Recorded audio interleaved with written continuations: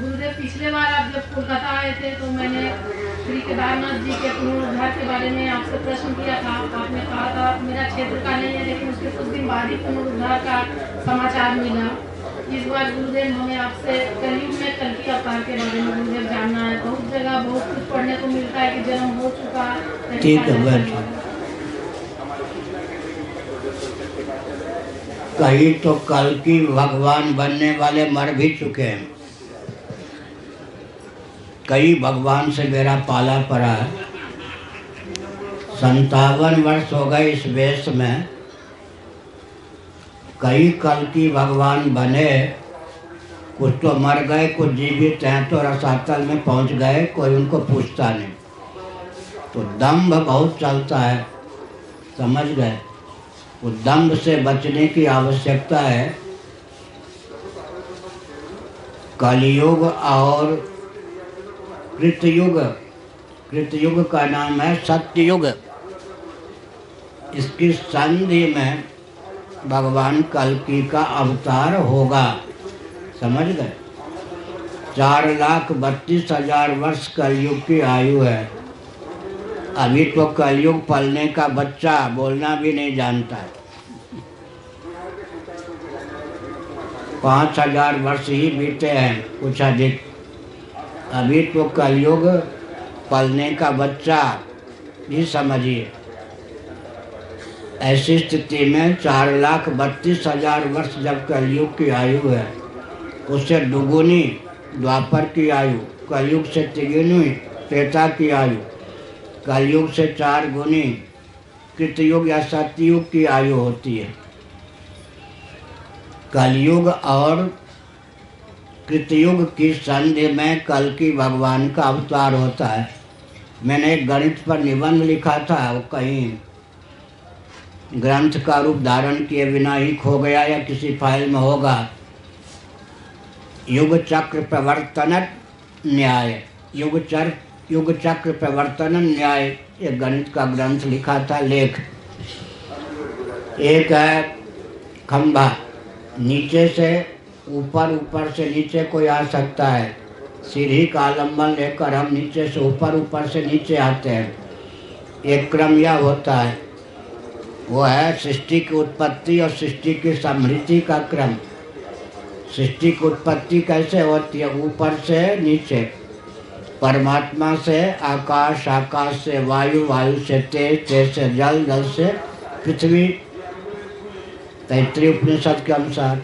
एक है प्रलय का क्रम, जिस क्रम से सृष्टि होती है ठीक उसके विपरीत क्रम से प्रलय का काम होता है, संहार होता है।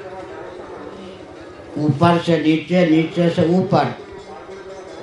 लेकिन एक क्रम है यह चक्राकार, ऐसे। तो सृष्टि की उत्पत्ति और सृष्टि की समृद्धि या सृष्टि के संहार का क्रम अलग है।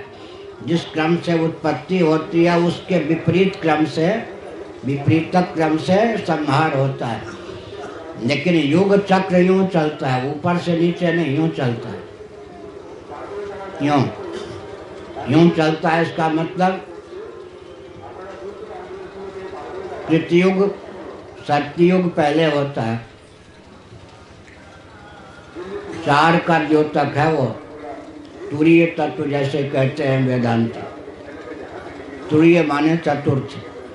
त्रेता में 3 शब्द तो है ही, त्रिशब्द का प्रयोग किया गया है।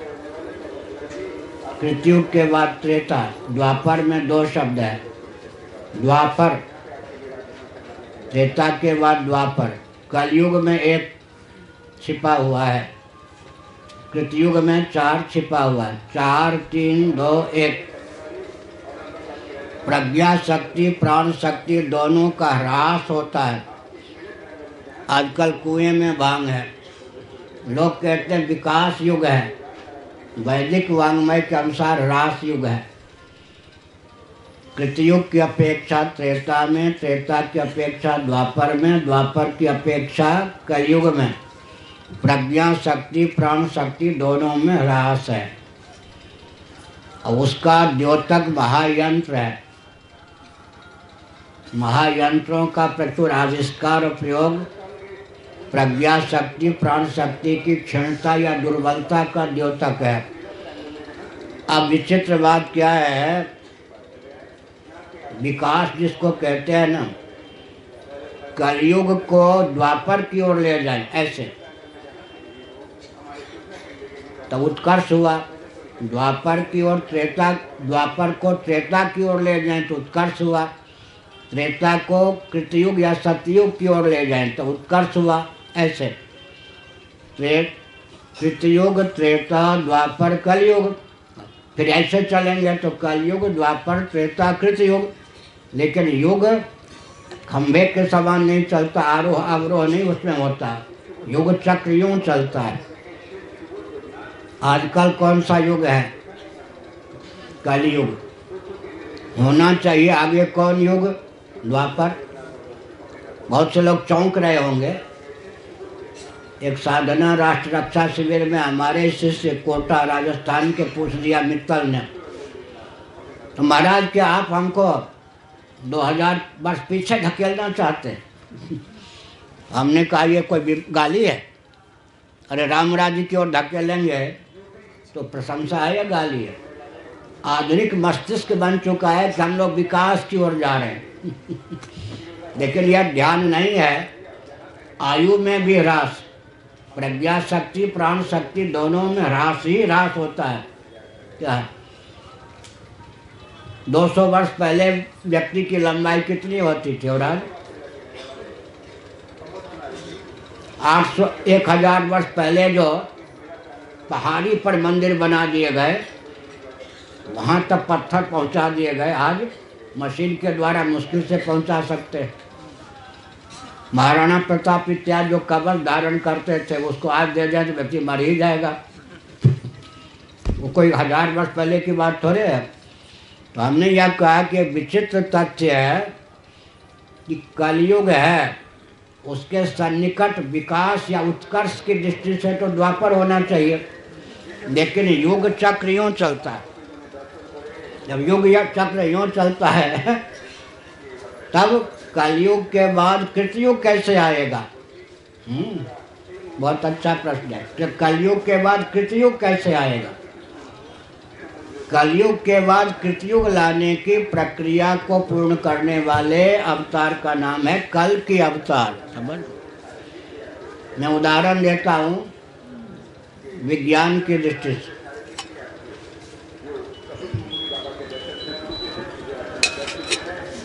सॉलिड लिक्विड गैस वैज्ञानिक मानते हैं, व्यवहार से सिद्ध है। ठोस पदार्थ को गैस का रूप देना चाहे तो बीच में लिक्विड तरलता की अवस्था अनिवार्य है। ठोस को द्रवावस्था का रूप दिए बिना गैस तक नहीं पहुंचा सकते। लेकिन मैग्नीशियम का जो तार होता है, मैग्नीशियम का तार वो जलाने पर ठोस से सीधे गैस बन जाता है। बीच की जो द्रवावस्था है इतनी द्रुत गति से होती जरूर है, क्योंकि ठोस लिक्विड या द्रवावस्था को प्राप्त हुए बिना गैस बन ही नहीं सकता। लेकिन मैग्नीशियम का तार हम लोगों ने प्रयोग करके देखा है 9वीं कक्षा में या 10वीं कक्षा में। मैग्नीशियम के तार को जलाते हैं तो सीधे वो ठोस से गैस का रूप धारण कर लेता है। बीच की जो दशा है द्रवावस्था, तरलता वाली अवस्था, बहुत द्रुत गति से हो जाती है।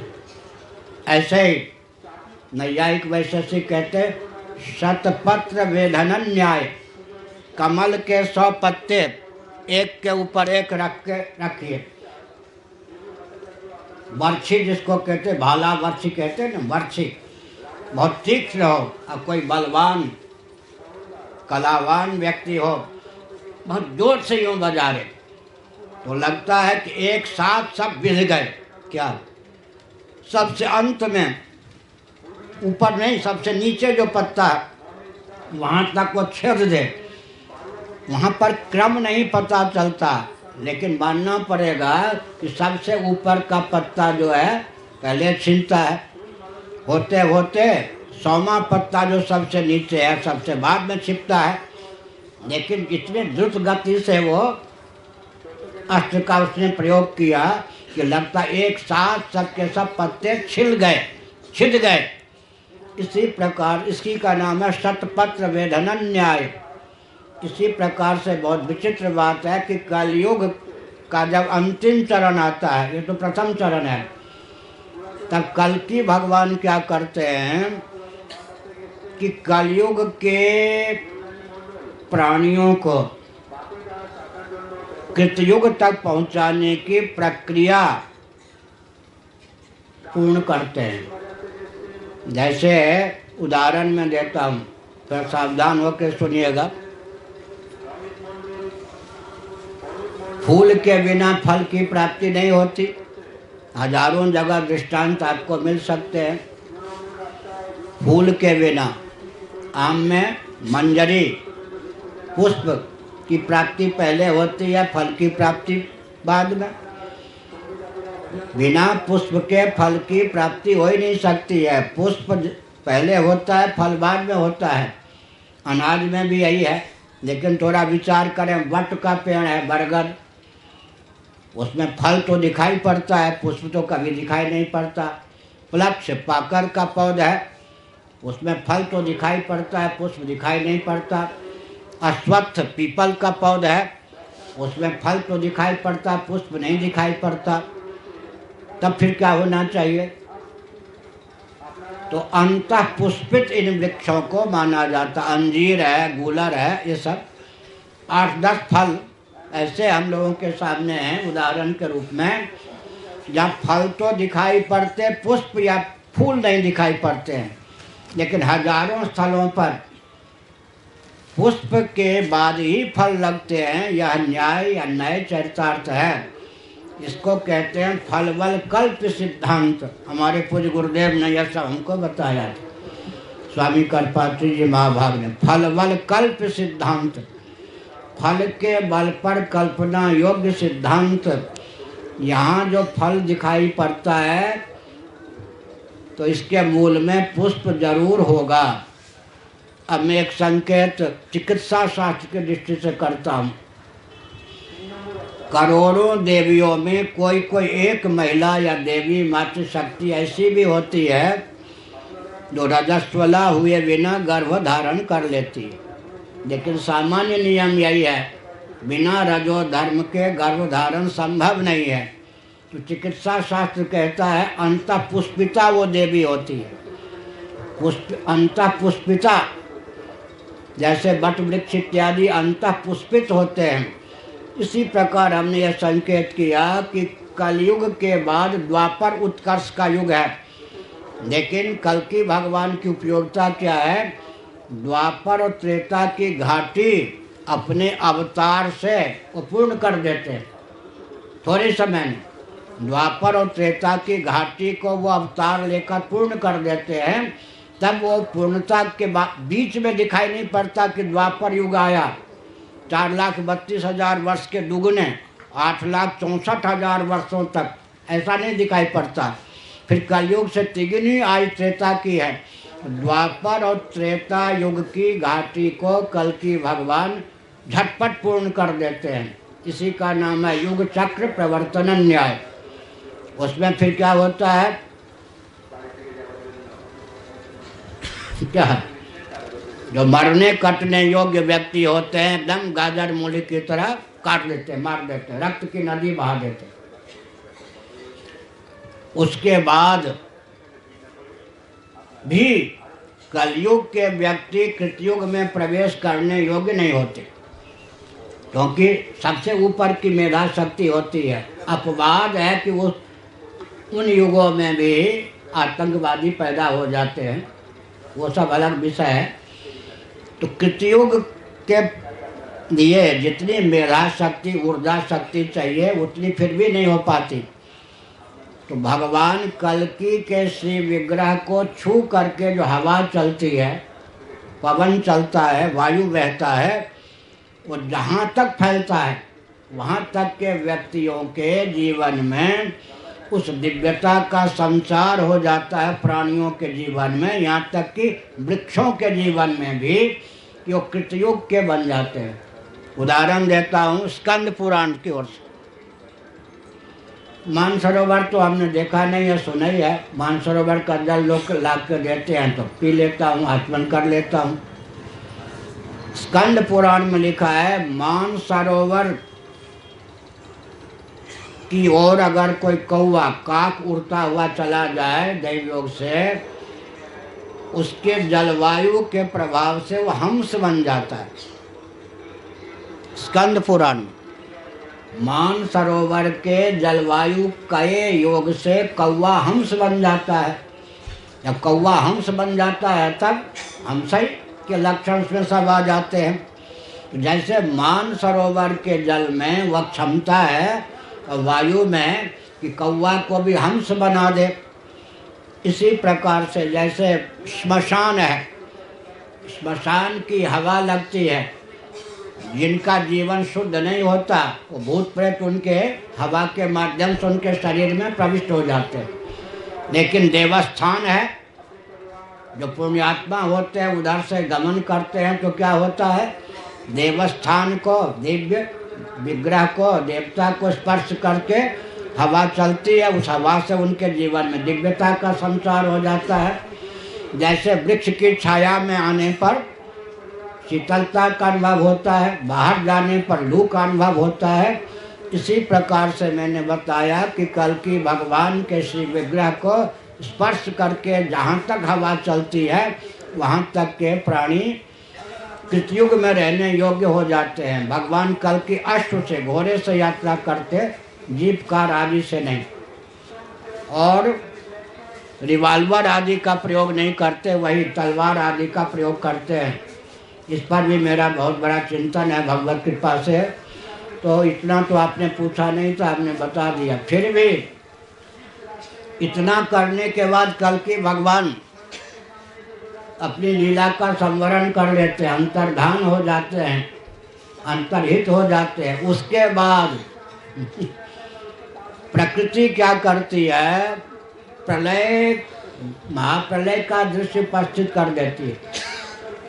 इतने भयंकर ताप, वर्षा, उपद्रव, उसमें फिर लाखों प्राणी समाप्त हो जाते हैं। उसके बाद में विकृत युग का योग आता है। इसका अर्थ यह है, अभी जो कलयुग है इसके बाद प्रलय का योग तो नहीं है। कभी जब कभी प्रलय होना है तब तो कृतयुग, कलयुग के बाद ही होना है। लेकिन इस समय तो 1000 चतुर्युग बीत जाए तो ब्रह्मा जी के 12 घंटे होते हैं। गीता का 8वां अध्याय। 4,32,000 वर्ष को 10 से गुणा कीजिए, 4,32,000 लिखकर 1 शून्य बढ़ा दीजिए, एक चतुर्युग की आयु होती है। 3 शून्य और बढ़ा दीजिए तो 1 सहस्त्र चतुर्युग की आयु होती है। वो ब्रह्मा जी के 12 घंटे। उसको 2 से गुणा कर दीजिए तो ब्रह्मा जी के 1 दिन होते हैं। उसको 360 से या 360 से 360 से गुणा कर दीजिए तो ब्रह्मा जी का 1 वर्ष होता है। उसको फिर 100 से गुणा कर दीजिए तो ब्रह्मा जी की पूर्ण आयु होती है 31 नील 10 खरब 40 अरब वर्ष। लो जी, 31 नील 10 खरब 40 अरब वर्ष ब्रह्मा जी की आयु होती है। उसके बाद फिर महाप्रलय होता है। अब ब्रह्मा जी जब सोते हैं तब प्रलय की दशा होती है। अब ब्रह्मा जी जब देह त्याग करते हैं, ब्रह्म में मिलते हैं, तब महाप्रलय की दशा होती है। लेकिन इस समय कलयुग के बाद महाप्रलय या प्रलय की दशा नहीं है। ऐसी स्थिति में, ये तो 28वें ही है, 28वें क्रम चल रहा है। ऐसी स्थिति में कल की भगवान के अवतार की उपयोगिता ये है। अब अवान्तर दशा शास्त्रों में कहा गया है, जैसे यज्ञशाला में आग, यज्ञाग्नि भड़क उठे तो उसको क्या करते हैं, फिर यज्ञ की सामग्री से ही, पवित्र जल आदि से, केला के पत्ते आदि से उसको स्तंभित कर देते हैं ताकि वो यज्ञशाला या यजमान आदि को ही न जला दे। इसी प्रकार जब बच्चा बहुत उपद्रव करने लगता है, जैसे चांटे मार देते हैं। हनुमान जी का जन्म हुआ, बच्चे तो बच्चे होते हैं। हनुमान जी बंदर के शरीर में थे, जंगल में वन में इतना उपद्रव करते थे, ऋषि मुनियों के तुलसी के पौध उखाड़ देते, उनके बलकल बसन को फाड़ देते दांत से, बड़ा उपद्रव करते। ऋषियों ने सोचा कि जब हमारा साथ देगा, रावण के उद्धार का बानक बनाएगा, तब अभी तो हमारे लिए यही रावण बन रहा है, बड़ा उपद्रव करता है। तो ऋषियों ने शाप दे दिया, जब तुम्हारा कार्य का समय आएगा, राम जी की वो आवश्यकता पड़ेगी तुम्हारी, तब तुम्हें कोई अपनी शक्ति की याद दिलाएगा, तो सुनते हुए पर्वताकारा, तब तुमको अपनी शक्ति का स्मरण होगा, फिर राम काज लगी तब अवतारा, तुम अपना पराक्रम दिखा सकोगे। तब तक अन्यों की अपेक्षा बुद्धिमान शक्तिमान रहने पर भी सचमुच में तुमको जितना बुद्धिमान शक्तिमान होना चाहिए, शाप के द्वारा मैं स्तंभित कर देता हूँ। ऋषियों ने शाप दे दिया। इसी प्रकार मैंने यज्ञाग्नि का उदाहरण दिया। आग जब यज्ञशाला की भड़कने लगती है तो शास्त्रीय विधा से उसके शमन करने का उपाय होता है। इसी प्रकार से छोटा सा नन्हा सा जो बच्चा अभी कलयुग है, जब जब उपद्रव करने लगेगा या कुछ किया भी है पहले, तब तब भगवान नित्यावतार के रूप में आते हैं। भगवान के दो अवतार होते हैं, निमित्त अवतार, नैमित्तिक, निमित्त अवतार और नैमित्तिक अवतार, और एक नित्यावतार। नित्यावतार संत होते हैं, कारक कोटि के महापुरुष भगवान भेज देते हैं, वो उचित शोधन कर देते हैं। इसलिए रेमन धीरज काहे न धरे, सूरदास महाभाग का 5 कड़ी में एक भजन कभी हमने याद किया था, भूल गया। उन्होंने कहा, अब देखिए सूरदास जी ये सब 500 वर्ष पहले तुलसीदास जी के समय में हुए। उस समय उनका धैर्य विचलित हो रहा था कलयुग को देखकर, ध्यान गया। आज अगर वो होते तो घर से बाहर नहीं निकलते।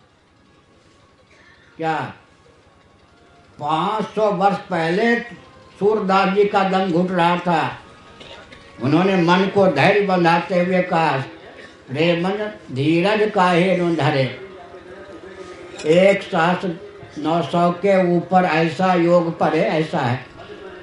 फिर हलधर सुध पवार घर उपजे, दिल्ली में छत्र धरे।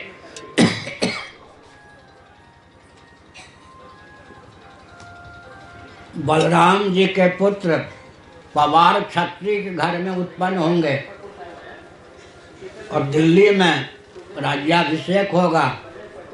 छठ सोमवार पर है, सब दिन भी है, तारीख आदि सब है। 80 वर्षों तक सतयुग कृतयुग का वातावरण छा जाएगा। लेकिन उससे पहले दक्षिण में आतंकवादियों की सेना बढ़ेगी, गाजर मूली की तरह व्यक्ति काटे जाएंगे।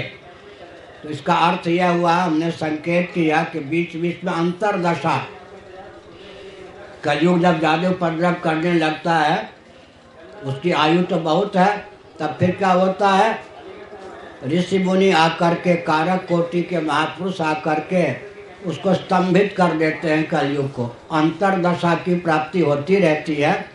कल्कि भगवान का अमुक अमुक संस्थाओं ने नाम नहीं लूँगा, कल्कि भगवान आ गए, एक वहाँ भी है, आप लोगों को नहीं मालूम।